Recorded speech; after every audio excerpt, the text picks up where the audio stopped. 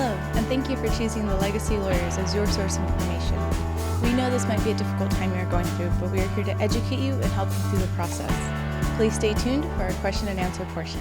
Good morning, Aaron. Good morning, David. How was the drive-in this morning? Next question. How were the ebooks this morning? Oh, the audiobooks? Oh, they're phenomenal. Welcome release. So, Good. okay. Okay, so for this week and the next few weeks, we're talking about wills and will contests. Yes. So within that realm, what is the effect of undue influence? Okay. As it relates to will contests, the person who is offering the will has the burden to prove that it was duly executed pursuant to the court's requirements.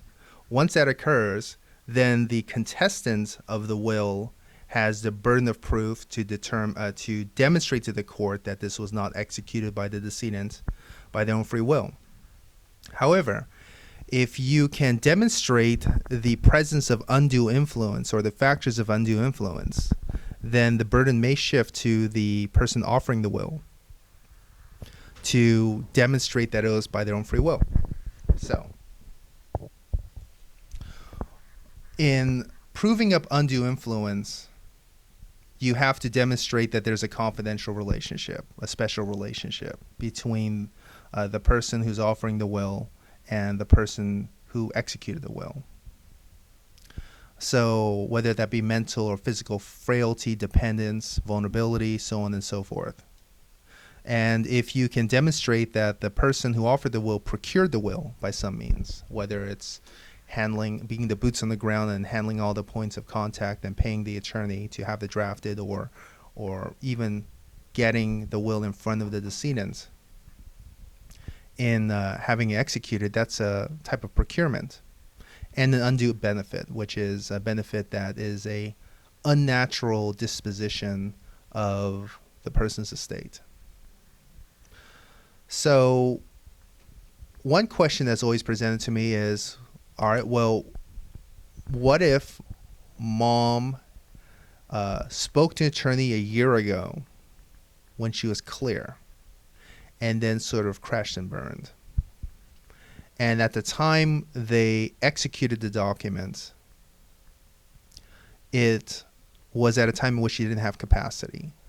So whatever her prior thoughts are, or prior communications are, or even prior efforts into having this will drafted, doesn't bear overly significant relevance to her capacity at the time the will was executed. I mean, it's oftentimes the case that people see attorneys have an estate plan drafted, they're consulted on it, and they pass away prior to the document being executed. So the court, in determining capacity and undue influence, will analyze, in determining whether will is valid, they determine whether it's valid at the time it's executed.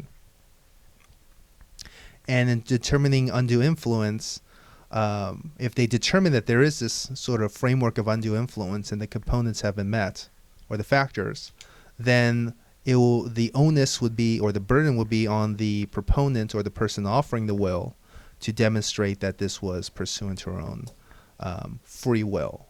And in presenting that case, they can bring in factors such as, like, the family relationships, and that this was a testamentary intent that was previously memorialized, and they will have the burden to prove that this was truly what she wanted. And they would also have to prove that she had capacity at the time it was signed. So undue influence has a burden shifting effect. Okay, Okay. Thank you very much. You're welcome.